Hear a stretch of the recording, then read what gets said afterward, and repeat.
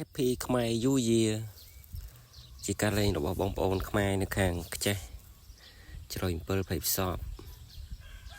រីករាយឆ្នាំថ្មីទិញកាភ្លើងបាញ់ទឹកឲ្យកូននៅផ្ទះលោកគ្រូរូបវិជានៅជ្រោយ7មើលមកគេចា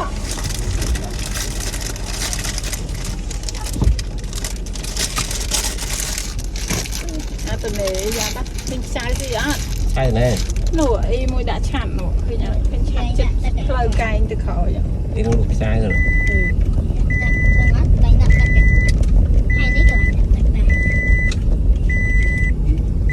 ចោះទៅទិញហ៎ចោះខ្ជិលនេះខាងនេះ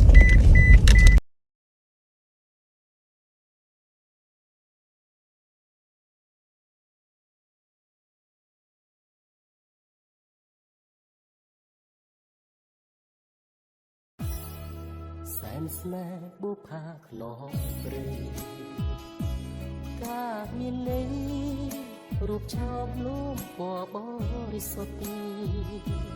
ដោយកំរក្រនឹង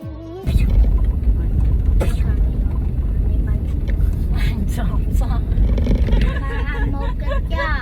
បាយជីងគួអាឈួតទីជាសឡប់ណាត់នឹងតែព្រីមដូមិននឹងពិតជីកោស្ងាំកាមកសក់សបាយកក់សបាយគួឈួតទីព្រោះក្បាលមកកិច្ចចា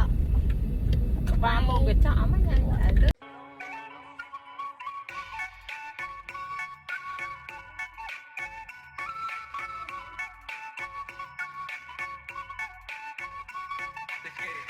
ពេលសាបាយចូលជាបាច់កោអត់នេះបន្ទាប់ពីបេះស្វាយឥឡូវបានស្វាយស្វាយ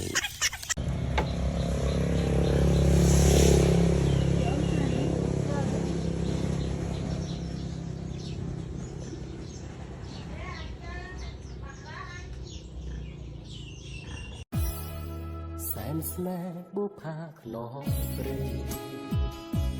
ការមានន័យរូបឆោមទេវតាឆ្នាំថ្មីហេងក្រសុខសប្បាយរីកចម្រើនអបលូមពណ៌បរិសុទ្ធដោយកំរក្រនឹងបានការស្វាយក្រោយទេស្វាយប្រមាណដាំនៅក្រោយទេគ្រាន់តែហូបម៉ែអ្នកដាំផ្លែល្អចែកយកការដាក់ក្នុងអបលូមពណ៌បរិសុទ្ធដោយកំរ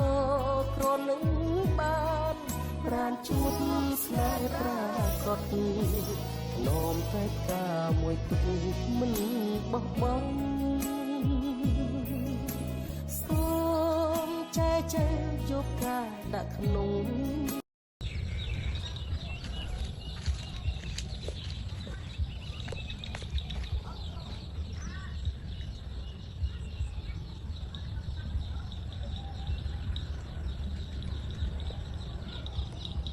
នាំកូនដើរលេងពេលយប់វត្តជ្រោយ7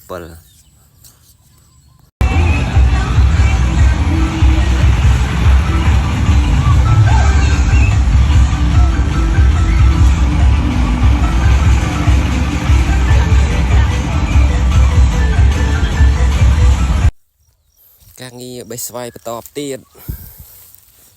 ថ្ងៃទី2នេះឆ្កាផ្លែត្រប់ធម្មជាតិពិតការងារប្រចាំថ្ងៃរបស់បងប្អូនជាពលរដ្ឋខ្មែរយើងនៅខាងខ្ចេះ